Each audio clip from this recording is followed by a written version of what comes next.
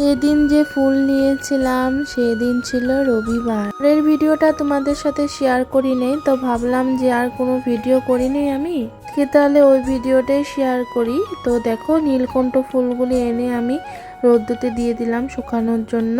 এটা কিন্তু আমার শ্বশুর, তো বাবা এসেছিল কি দেখাচ্ছিল জানে আমি ভুলে গেছি। তারপরে খাওয়া দাওয়া করে রেস্ট করে বের হয়ে গেলাম যাওয়ার জন্য। কোথায় যাচ্ছি বলো তো? কি বলতে পারবে নাকি? আমি না বললে তোমরা জানবে? সব যে উল্টা পুল্টা কথা বলতে হয় আমার। আমরা যাচ্ছি সিনেমা দেখতে।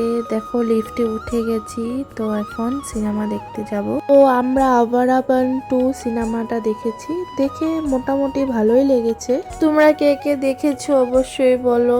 আমার দেখে মোটামুটি লেগেছে, তোমাদের কেমন লেগেছে বলো।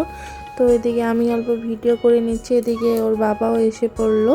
এই 2 দিন কোনো ভিডিও শুট করিনি, তার জন্য রবিবারের একটা ভিডিও ছিল, ওটাই তোমাদের সামনে আজকে নিয়ে আসলাম।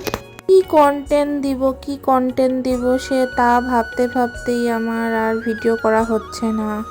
এদিকে আমাদের সিনেমা দেখা হয়ে যাচ্ছে, এখন আমরা বাড়ি চলে যাচ্ছি। Tata, bye bye.